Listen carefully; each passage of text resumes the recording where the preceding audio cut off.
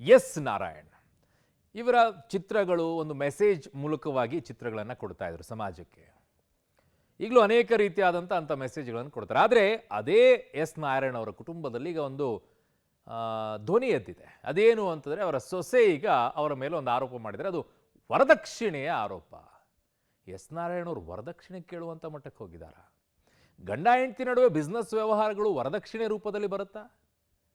1.5 ವರ್ಷದ ನಂತರ ಈ ಕೇಸನ್ನು ಹಾಕಿದ್ದಾರೆ ಅಂದಾಗ ಉದ್ದೇಶ ಏನಿರುತ್ತೆ? ಈ ಪ್ರಶ್ನೆ ಅವರು ಕೂಡ ಎತ್ತಾ ಇದ್ದಾರೆ. ಹೇಗೆ, ಏನಾಗಿದೆ ಈ ಪ್ರಕರಣ ನೋಡಿ. ಸೊಸೆಗೆ ವರದಕ್ಷಿಣೆ ಕಿರುಕುಳ ಕೊಟ್ಟ ಎಸ್ ನಾರಾಯಣ್, ಮಾವನ ವಿರುದ್ಧವೇ ದೂರು ಕೊಟ್ಟ ಸೊಸೆ. ಕನ್ನಡದ ಖ್ಯಾತ ನಿರ್ದೇಶಕನಿಗೆ ಸಂಕಷ್ಟ.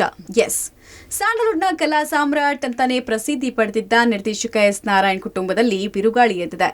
ಸೂರ್ಯವಂಶ, ಚಂದ್ರಚಕೋರಿ, ಚಲನಚಿತ್ರ, ಸಿಂಹಾದ್ರಿಯ ಸಿಂಹ ಸೇರಿದಂತೆ ಹಲವು ಜನಪ್ರಿಯ ಚಿತ್ರಗಳನ್ನ ನಿರ್ಮಿಸಿದ್ದ ನಿರ್ದೇಶಕನಿಗೆ ಸಂಕಷ್ಟ ಶುರುವಾಗಿದೆ.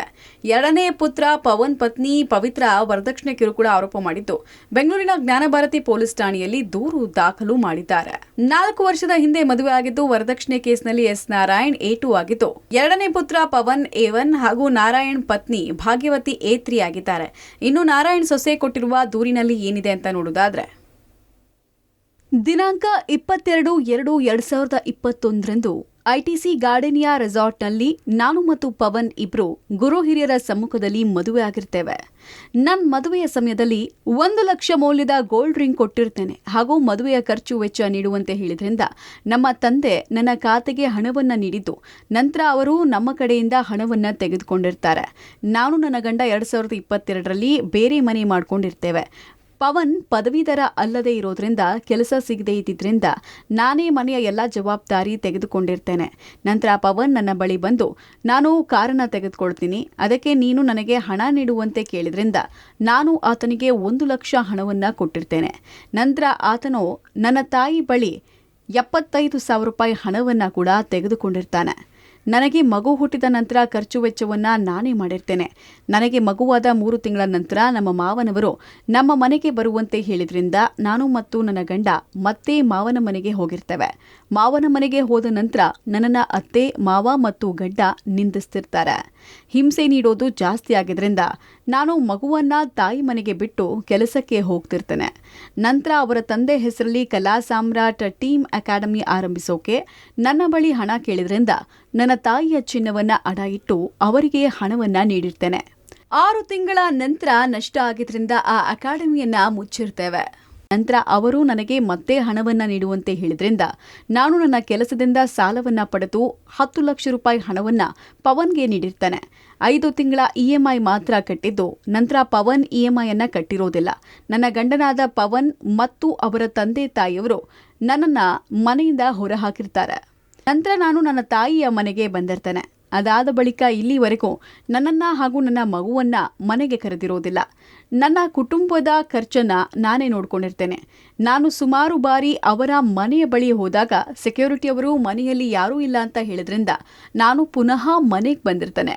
ನನಗೆ ಮತ್ತು ನನ್ನ ಮಗನಿಗೆ ಏನಾದರೂ ತೊಂದರೆ ಆದರೆ ಅದಕ್ಕೆ ನನ್ನ ಮಾವನಾದ ನಾರಾಯಣ್ ಮತ್ತು ಆತನ ಹೆಂಡತಿಯಾದ ಭಾಗ್ಯವತಿ ಮತ್ತು ನನ್ನ ಗಂಡನಾದ ಪವನ್ ಮತ್ತು ನನ್ನ ತಂದೆಯಾದ ಶಿವಕುಮಾರ್ ಕಾರಣರಾಗಿರ್ತಾರೆ.